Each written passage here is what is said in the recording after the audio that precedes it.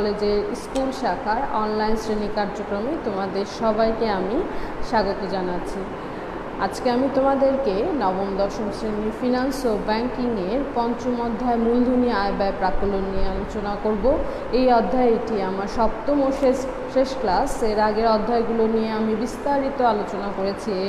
এর আগের অধ্যায়ে আমি তত্ত্বীয় বিষয়ে আলোচনা করেছি এবং তোমরা জানো যে মূলধনী আয় ব্যয় প্রাকলনে তোমাদের যে সিলেবাস আছে সেখানে দুটি পদ্ধতিতে প্রাকলন নির্ণয় করে দেখানো হচ্ছে। একটা হচ্ছে গড় মুনাফার হার পদ্ধতি, আরেকটি হচ্ছে পেব্যাক সময় পদ্ধতি, এবং দুটি পদ্ধতির মাধ্যমে আমরা গাণিতিক সমস্যার সমাধান করেছি। এবং দুটি পদ্ধতি দিয়ে আমি একটি প্রকল্পে কিভাবে গাণিতিক সমস্যা সমাধান করা যায়, যদি দুটি প্রকল্প থাকে তাহলে কোন প্রকল্পটি গ্রহণ করা উচিত সেই বিষয় নিয়েও আগের ক্লাসগুলোতে আমি তোমাদেরকে সমস্যা সমাধান করে দেখিয়েছি। যারা ক্লাসগুলো করনি তারা অবশ্যই আগের ক্লাসগুলো করে নেবে। আজকে যেহেতু শেষ ক্লাস, এই ক্লাসটিতে গড় মুনাফার হার পদ্ধতি এবং পেব্যাক সময় পদ্ধতি এই দুটি নিয়ে একটু আলোচনা করব এবং একটি গাণিতিক সমস্যার সমাধান করে দেখাবো। ঠিক আছে? তো আমি আশা করছি যে তোমরা সবাই খাতা কলম নিয়ে বসেছো এবং আমার সাথে সাথেই এই সমস্যাটার সমাধানে চলে আসবে। ঠিক আছে? আর আরেকটি বিষয় যেটা সংসদ টিভির যে ক্লাসগুলো হচ্ছে সেটা অবশ্যই দেখার চেষ্টা করবে কি অবশ্যই দেখবে। ঠিক আছে? আর আসো তাহলে আমরা এখন মূল অঙ্কে চলে যাই। তোমাদের জন্য আমার এখানে একটি প্রশ্ন তৈরি করা আছে। দেখো, প্রশ্নটি হচ্ছে যমুনা লিমিটেডের, তার আগে আমি একটু বলছি, যদি কেউ তোমরা লাইনে থাকো এই মুহূর্তে তাহলে আমাকে একটু জানাও যে তোমরা আসলে শুনতে পাচ্ছ কি না। অনেক সময় হয় যে নেটওয়ার্ক সমস্যার কারণে শোনা যায় না। যে আছো সে আমাকে একটু জানাবে যে শুনতে পাচ্ছ কি না। ঠিক আছে? আচ্ছা, আমি একটু প্রশ্নটা তোমাদেরকে পড়ে শোনাই। যমুনা লিমিটেড এর আয় ব্যয় প্রাকলন করে দেখা যায় 4 বছর মেয়াদি একটি প্রকল্পের প্রাথমিক বিনিয়োগ 80 লক্ষ টাকা। আমাদের এই অঙ্কগুলো করার সময় যে বিষয়গুলো লাগে সেটা হচ্ছে মেয়াদটা। তো আমরা যমুনা লিমিটেডের যে প্রকল্প আছে সে প্রকল্পের মেয়াদটা কিন্তু পেয়ে গেছি, এবং যেটা দরকার সেটা হচ্ছে বিনিয়োগ কত। এই দেখো, বিনিয়োগ 80 লক্ষ টাকা। ঠিক আছে? 4 বছরে কর পূর্ব আয় যথাক্রমে দেখো 10 লক্ষ, 15, 10, 18, মানে প্রথম বছর 10 লক্ষ, দ্বিতীয় বছর 15 লক্ষ, তৃতীয় বছর 10 লক্ষ, চতুর্থ বছর 18 লক্ষ টাকা। প্রকল্পে কর হার 50%। এখন তোমার প্রশ্নে চেয়েছে, এর আগের প্রশ্নগুলোতে কিন্তু এরকম ছিল যে গ এবং ঘতে দুটি প্রকল্প থাকলে কি হতো, যে গড় মুনাফার হার পদ্ধতি দিয়েই অঙ্ক করতাম বা পেব্যাক সময় পদ্ধতি দিয়েই করতাম। কিন্তু এই প্রশ্নটা, এই উদ্দীপকের আলোকে এই প্রশ্নটাতে দেওয়া আছে যে গ নাম্বারে তুমি বের করবা যমুনা লিমিটেডের গড় মুনাফার হার নির্ণয় করো, এবং ঘতে বের করতে হবে পেব্যাক সময় পদ্ধতি নির্ণয় করে প্রকল্পটি গ্রহণযোগ্য হবে কিনা তা যুক্তির আকারে দেখাতে বলা হয়েছে। এখন প্রশ্ন হচ্ছে, সব সময় আমরা এখানে দেখেছি এর আগের অঙ্কগুলোতে কি ছিল, বিক্রয়, তাই না? কিন্তু এখানে দেওয়া আছে কর পূর্ব আয়। যখন বিক্রয় থাকতো তখন বিক্রয় থেকে যে ব্যয়গুলো ছিল সেগুলো আমরা বাদ দিতাম, তাই না? বাদ দিতাম না? বিক্রয় থেকে চলতি খরচ, স্থায়ী খরচ, অবচয় বাদ দেওয়ার পর কি আসতো, কর পূর্ব আয়। তোমরা মনে করতে পারো যে এর আগে আপনি লিখেছেন করযোগ্য মুনাফা বা কর পূর্ব মোট মুনাফা। একই কথা, এই নামগুলো একই রকম, অর্থটা একই, কিন্তু এক এক রকম করেই লেখা যায়। এটা কর পূর্ব আয়ও লেখা যায়, করযোগ্য মুনাফাও লেখা যায়, বা কর পূর্ব মোট মুনাফাও লেখা যায়। ঠিক আছে? তাহলে আমাদের যেহেতু এতটুকু মোট মুনাফাটা আমাদেরকে কি বের করেই দিয়েছে প্রশ্নে, আমাদেরকে আর বের করতে হবে না। তোমরা যদি আগের ক্লাসগুলো দেখো সেখানে কি দেওয়া ছিল, বিক্রয় দেওয়া ছিল, স্থায়ী খরচ, চলতি খরচ, অবচয়, এগুলো বাদ দিয়ে আমরা এই আয়টা বের করে নিতাম, কিন্তু এই প্রশ্নে এই আয়টা বের করে দেয়া আছে। ঠিক আছে? তাহলে কি বলেছে, কর পূর্ব আয় দেওয়া আছে এবং কর হার দেওয়া আছে। এখন আমাদেরকে কি করতে হবে, কর পরবর্তী মুনাফা বা আয়টা বের করে নিতে হবে। তাহলে আসো আমরা এই যে প্রশ্নটা দেওয়া আছে এই প্রশ্নের আলোকে আমরা অঙ্কটা করি। কি করতে বলেছে, যমুনা লিমিটেডের গড় মুনাফার হার নির্ণয় করতে বলেছে। তাহলে আমরা গড় মুনাফার হার নির্ণয় করব। এখন গড় মুনাফার হার নির্ণয় করার জন্য তোমরা জানো সবাই এই ছকটার সাথে পরিচিত, ঠিক আছে। আমাদের যতটা বছর থাকবে বছরের জন্য কি ততটা কলাম করতে হবে। এটা 4 বছর মেয়াদি প্রকল্প, তাহলে আমরা 4টা কলাম করব। এক, বেশি চওড়া হয়ে গেছে। তোমরা আমার সাথে সাথে অবশ্যই এই খাতা কলম নিয়ে এগুলো করা শুরু করো, ঠিক আছে। 1 2 3 4।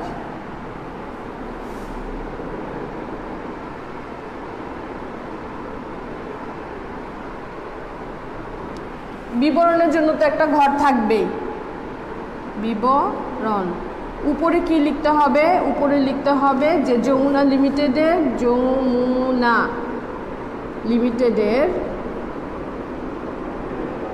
গড় মুনাফার হার নির্ণয়,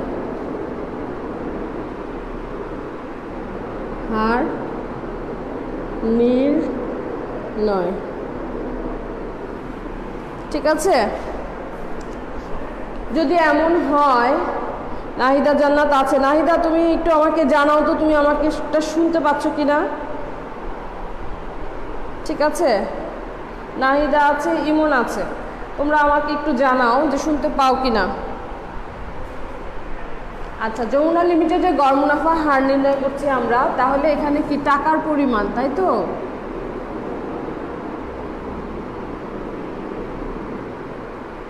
তারপর হচ্ছে প্রথম বছর, যেহেতু 4টা বছর লিখতে হবে, সবাই লিখো। দ্বিতীয় বছর, তৃতীয় বছর, চতুর্থ বছর, ঠিক আছে। এখন আমাদেরকে কি দেয়া আছে, এখানে কর পূর্ব আয় দেয়া আছে। তাহলে আমরা লিখি কর পূর্ব আয় যথাক্রমে দেওয়া আছে। যথাক্রমে থাকলে তোমরা বুঝবা যে প্রথম থেকে দেওয়া আছে। প্রথম বছর হচ্ছে 10 লক্ষ, লিখো। তারপরের বছর দেওয়া আছে 15 লক্ষ। এগুলো কিন্তু কমা, এগুলোকে আবার তোমরা দশমিক মনে করো না। আবার 10 লক্ষ তৃতীয় বছরে, আর চতুর্থ বছরে কত, 18 লক্ষ, ঠিক আছে। এখন আমাদের কি বাদ দিতে হবে এখান থেকে বলো তো। এখান থেকে এখন আমাদের কর বাদ দিলে আমরা কিন্তু কর পূর্ব আয় পেয়েছি, কর পরবর্তী আয় মানে নিট আয়টা আমরা, নিট মুনাফাটা আমরা পেয়ে যাব। তাহলে আমরা বাদ দিই, বাদ কর। কর কতখানি আমাদের, এই দেখো 50%, লিখো তাহলে 50%। আমরা যদি এখন 50% করি, 10 লক্ষের 50% অর্ধেক 5 লক্ষ। তারপরে এটা হচ্ছে 7,50,000, এটা আবার 5 লক্ষ, এটা হবে 9 লক্ষ, ঠিক আছে। বাদ দেওয়ার পর এটা থেকে যখন আমরা বাদ দিব তাহলে কত থাকলো, 5 লক্ষ। যারা যখনই দেখো, এখন লাইভে যারা দেখতে পাচ্ছ না, যারা পরবর্তী সময় দেখবে অবশ্যই সাথে সাথে করে ফেলবে, তাহলে কিন্তু বুঝতে সুবিধা হবে। তারপর হচ্ছে 9 লক্ষ, ঠিক আছে। এটা আমরা কি পেলাম, কর বাদ দিয়ে দিয়েছি। তাহলে কর পরবর্তী আয় বা কর পরবর্তী নিট মুনাফা,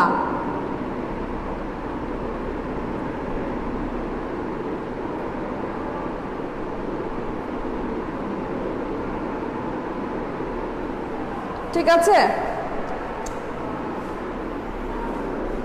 আমরা যখন গড় মুনাফার হার বের করতাম এতদিনে অঙ্কগুলোতে আমরা কি করেছি, আগে বিক্রয় থেকে স্থায়ী খরচ, চলতি খরচ, অবচয়, তারপরে বাদ দেওয়ার পর এটা পেতাম। কিন্তু আমাদের এই অঙ্ক প্রশ্নটায় এটা আমাদের বের করে দেয়া আছে, ঠিক আছে? এই জন্য আমাদের পরিশ্রম কম।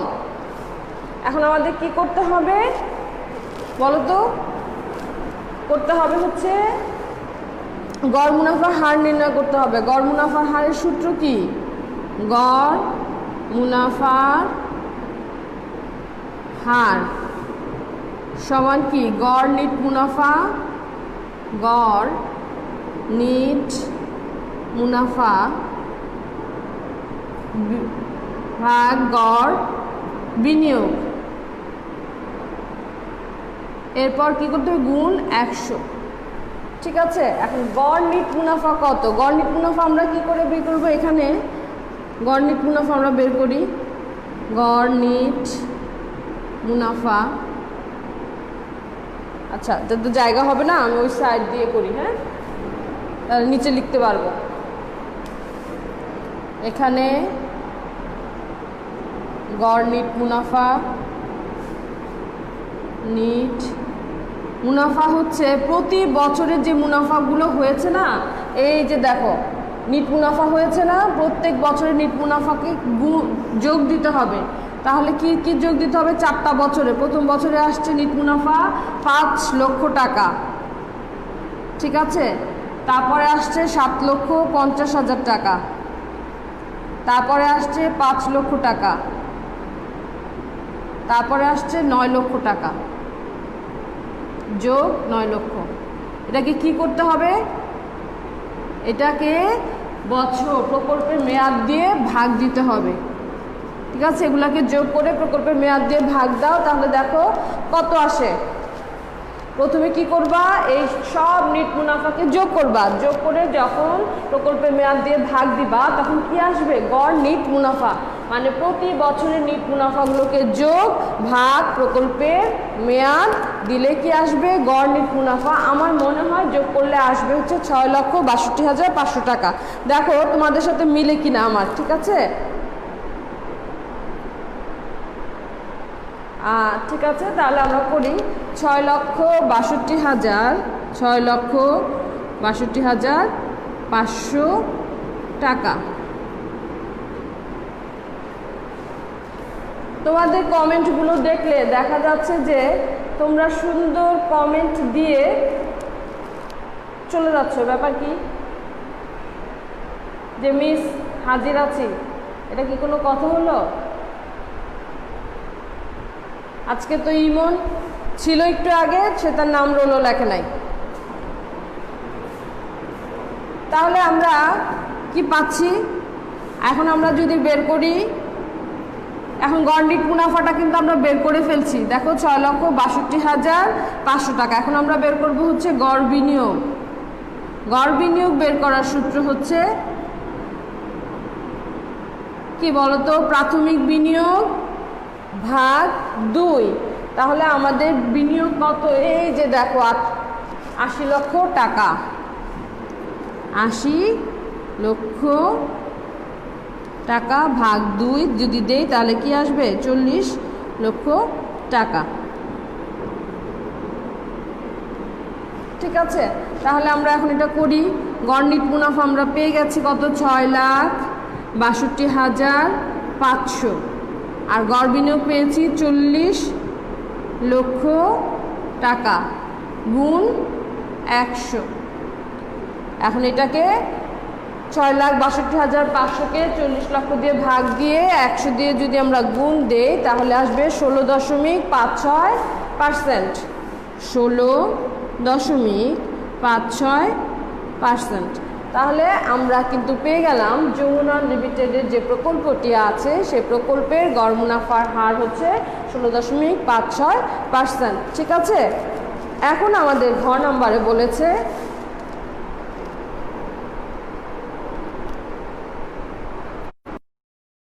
কি বলেছে যে তোমাদের পেব্যাক সময় নির্ণয় করে প্রকল্পটির গ্রহণযোগ্য কিনা তা মূল্যায়ন করো। তার মানে আমরা এখন গড় মুনাফা হার নির্ণয় করেছি, এখন আমাদেরকে কি করতে হবে? পেব্যাক সময় নির্ণয় করতে হবে। আমরা জানি পেব্যাক সময় নির্ণয় করতে হলে আমাদের যেটা প্রয়োজন সেটা কি? সেটা হচ্ছে প্রথমেই যেটা প্রয়োজন সেটা হচ্ছে আমাদের নগদ আন্তঃপ্রবাহ লাগবে। নগদ আন্তঃপ্রবাহ আমরা কিভাবে পাবো? নগদ আন্তঃপ্রবাহতে এই প্রশ্নে উল্লেখ করে, কিন্তু অনেক সময় যখন পেব্যাক সময় নির্ণয় করতে বলে তখন কিন্তু নগদ আন্তঃপ্রবাহ উল্লেখ করে দেয়া নাই। যখন উল্লেখ করে দেয়া থাকবে না এইরূপ ক্ষেত্রে আমাদের বের করে নিতে হবে। তো নগদ আন্তঃপ্রবাহ বের করার সূত্র হচ্ছে কি? নিট মুনাফার সাথে যখন তুমি অবচয় যোগ করবা তখনই তুমি আন্তঃপ্রবাহ পেয়ে যাবা। এখন নিট মুনাফার সাথে কি করতে হবে? অবচয় যোগ করতে হবে। এখন আরেকটা প্রশ্ন হচ্ছে, আমাদের এই প্রশ্নটায় অবচয়ও নির্ণয় করে দেয়া নাই, এই জন্য আমাদের কি করতে হবে? অবচয় নির্ণয় করে তারপর এই যে নিট মুনাফাগুলো আমরা পেয়েছি এটার সাথে অবচয় যোগ করে আমরা নগদ আন্তঃপ্রবাহ পেয়ে যাব। আর নগদ আন্তঃপ্রবাহ পেয়ে গেলে আমরা পেব্যাক সময় নির্ণয় করতে পারবো। তাহলে আমরা আসো আমরা এখন কি করব? অবচয় নির্ণয় করব।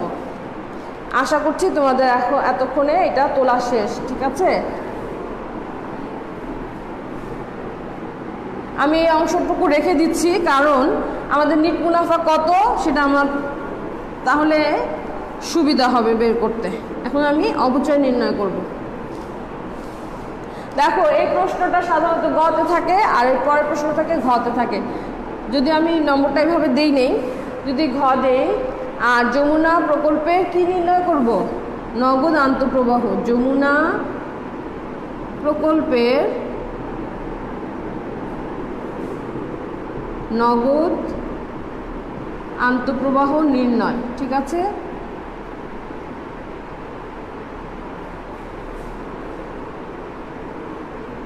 এখন আমাদের কি লাগবে? এর জন্য আমাদের এখানে লাগবে হচ্ছে অবচয় নির্ণয় করা। অবচয় নির্ণয় করতে হলে কি করতে হবে? আমরা জানি, কি জানি? অবচয় কিভাবে নির্ণয় করতে হয়? বিনিয়োগ ভাগ বছর, মানে প্রকল্পের মেয়াদকাল।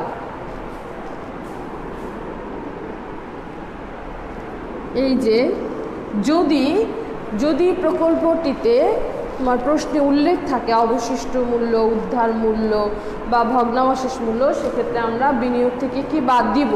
বিনিয়োগ থেকে ওই অবশিষ্ট মূল্য বা ভগ্নাবশেষ মূল্য বাদ দিব, তারপর মেয়াদ দিয়ে ভাগ দিব। যেহেতু এই প্রশ্নটায় নাই তাহলে আমাদের প্রয়োজন পড়ছে না। তাহলে আমরা যদি 80 লক্ষ, আমরা জানি কি অবচয়, আর একটু ওপাশ থেকে লিখি,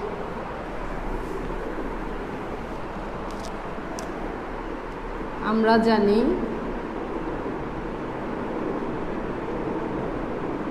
অবচয়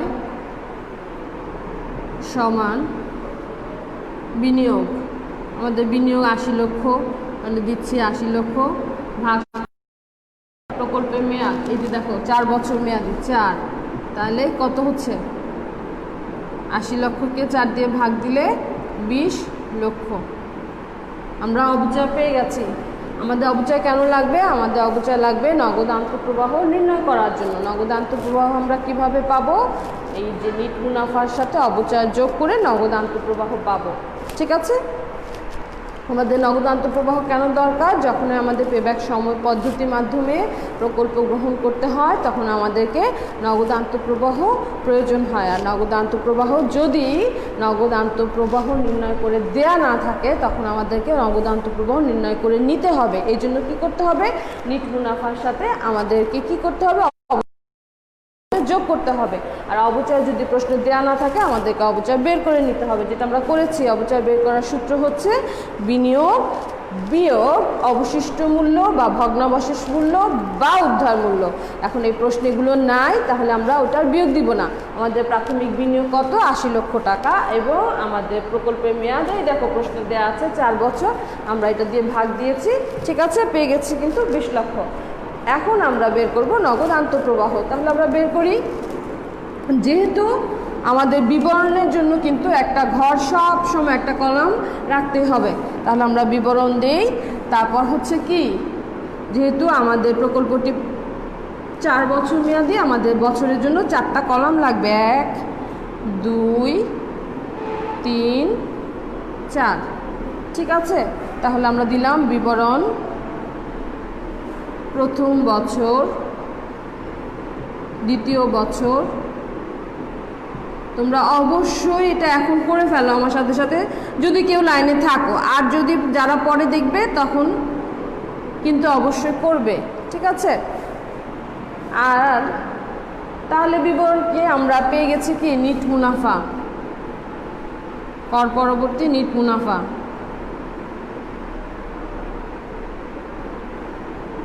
নিট মুনাফা। তারপর কি করতে হবে, এটার সাথে আমাদেরকে অবচয় যোগ দিতে হবে, যোগ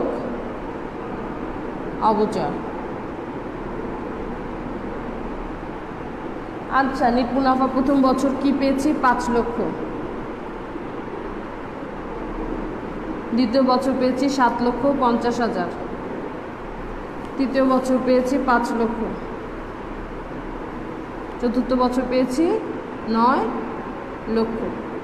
আর আমাদের কি অবচয় প্রতি বছরই কি একই রকম। ঠিক আছে, 20 লক্ষ, 20 লক্ষ, 20 লক্ষ,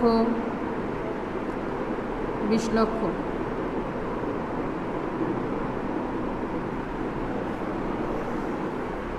এখন আমরা পেয়ে যাব নগদ আন্তঃপ্রবাহ। ঠিক আছে, এটা যোগ দাও। 25 লাখ, 27,50,000, 25 লক্ষ, তারপর হচ্ছে 29 লক্ষ। ঠিক আছে, আমরা কি পেয়ে গেছি না, নগদ আন্তঃপ্রবাহ। তোমাদের কি আমার সাথে মিলতেছে? না মিললে তোমরা আমাকে কমেন্ট করতে পারো যে মিস হয় নাই। কি নাহিদা জান্নাত লিখেছে বোর্ড খোলা, কি যে করবো রে বাবা বোর্ডটা।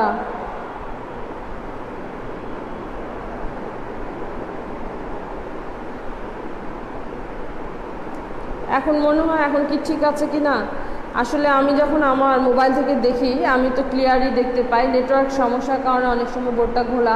আমি যে মুখে উচ্চারণ করছি না, তোমরা এটা একটু শুনে শুনে কষ্ট করে একটু লেখো। ঠিক আছে,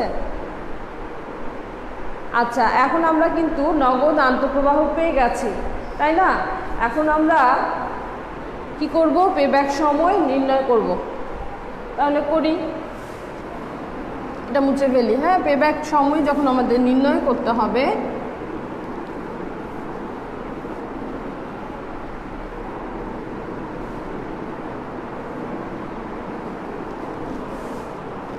তখন লিখি যমুনা প্রকল্পের পেব্যাক সময় নির্ণয়।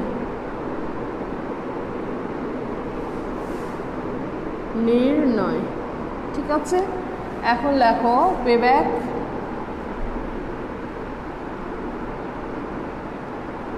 সময় নির্ণয় করার জন্য আমাদের একটা ছক করতে হবে। ঠিক আছে, সোজা,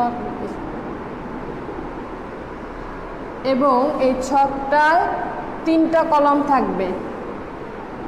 একটা হচ্ছে বছর, একটা হচ্ছে নগদ আন্তঃপ্রবাহ, আর একটা হচ্ছে ক্রমযোজিত নগদ আন্তঃপ্রবাহ। লেখো বছর, নগদ আন্তঃপ্রবাহ হচ্ছে ক্রমযোজিত নগদ আন্তঃপ্রবাহ।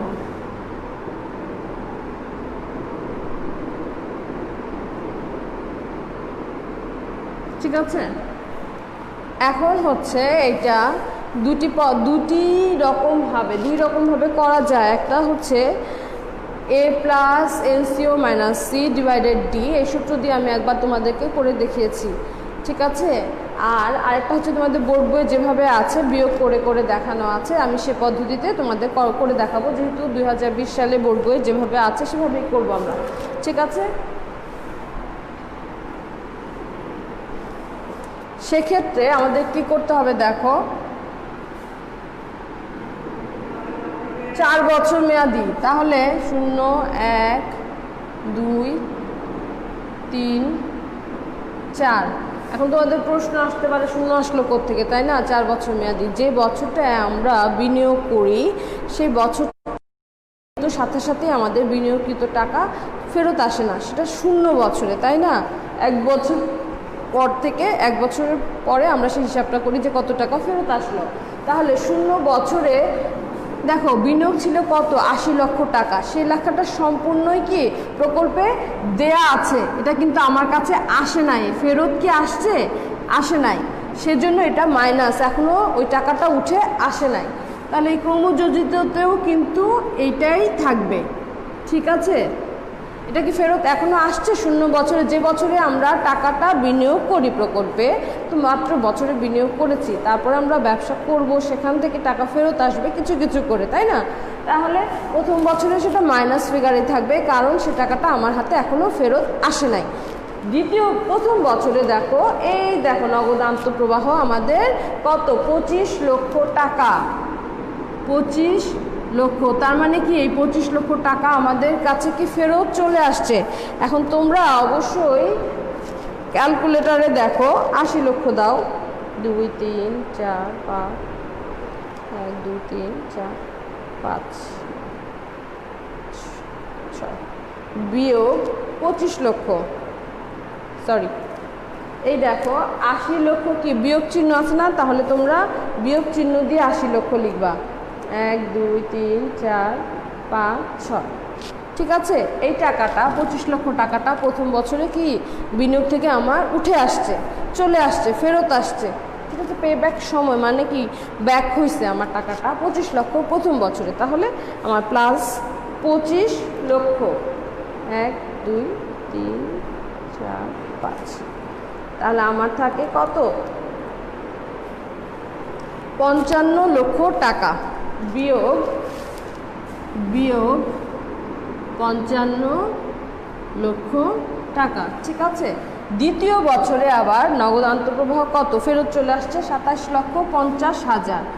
27 লক্ষ 50 হাজার।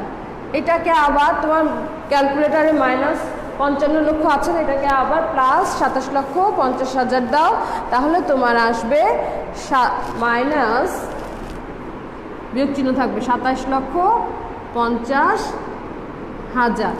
এখন তৃতীয় বছরে আছে কত, 25 লক্ষ টাকা, 25 লক্ষ, ঠিক আছে? এটাকে তোমার ক্যালকুলেটারে তো মাইনাস আছে, 27 লক্ষ 50 হাজার, এটাকে প্লাস করো, প্লাস 25 লক্ষ দাও, তাহলে তোমার চলে আসবে কত, 2 লক্ষ 50 হাজার সম্ভবত, 2 লক্ষ মাইনাস 2 লক্ষ 50 হাজার।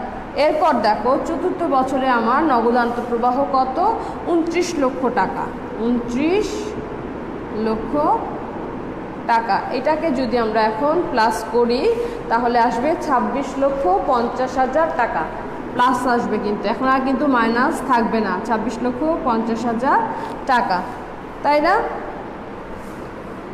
এখন আমরা পেব্যাক সময়টা নির্ণয় করব।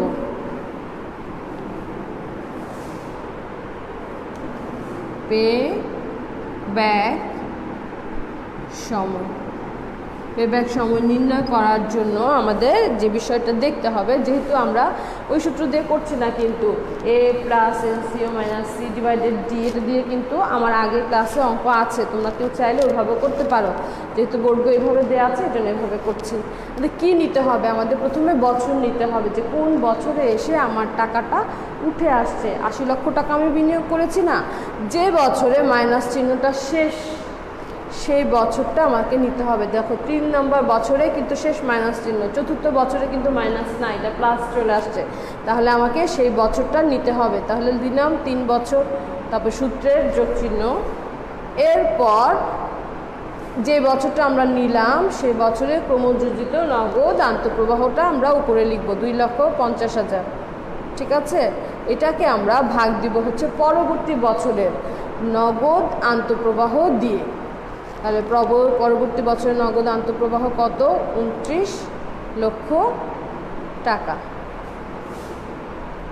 এখানে তৃতীয় বছর এই কথাটা লিখতে হবে, লিখবা বছর। ঠিক আছে, এরপর এটাকে ভাগ দিলে কি আসে? 0.086 আসবে। ঠিক আছে, বছর যদি এটা দেই তাহলে 3.086 বছর। এখন কি বলেছে তোমাদেরকে? এই প্রশ্নটা বলছে পেব্যাক সময় নির্ণয় করে প্রকল্পটি গ্রহণযোগ্য কিনা তা মূল্যায়ন করো। এটা এখন যদি মূল্যায়ন করি, আমাদের প্রকল্পটি হচ্ছে কি 4 বছর মেয়াদে আমাদের বিনিয়োগ করেছিলাম 80 লক্ষ টাকা। এই 80 লক্ষ টাকা আমরা কিন্তু 3 বছর 1 মাস, প্রায় 1 মাস মধ্যে কি টাকাটা আমাদের ফেরত চলে আসবে। যখন মেয়াদের চেয়ে আগে আমার টাকা ফেরত চলে আসে, বিনিয়োগকৃত টাকা ফেরত চলে আসে, তখন সে প্রকল্পটি গ্রহণযোগ্য হয়। তখন এইভাবে তোমরা প্রশ্নের মন্তব্যে লিখবে যে প্রকল্পটির মেয়াদ 4 বছর, প্রকল্প থেকে বিনিয়োগকৃত টাকা ফেরত আসে 3 বছর 1 মাস সময়ে, তাহলে উক্ত প্রকল্পটি ব্যবসায়ী যমুনা লিমিটেডের জন্য অবশ্যই গ্রহণযোগ্য। ঠিক আছে, আমি আশা করছি তোমাদের বুঝতে কোনো সমস্যা হয়নি। আর এছাড়া যদি কোনো সমস্যা থেকে থাকে তাহলে তোমরা অবশ্যই আমার সাথে যোগাযোগ করে এটা সমাধানের ব্যবস্থা করতে পারো। আমি আছি তোমাদের জন্য সব সময়। আগামী যেহেতু এই অধ্যায় এটা আমার শেষ ক্লাস, এর পরবর্তী ক্লাসে আমি একটি নতুন অধ্যায় নিয়ে তোমাদের সামনে হাজির হব। তোমরা সবাই সুস্থ থেকো, ভালো থেকো। আসসালামু আলাইকুম, আল্লাহ হাফিজ।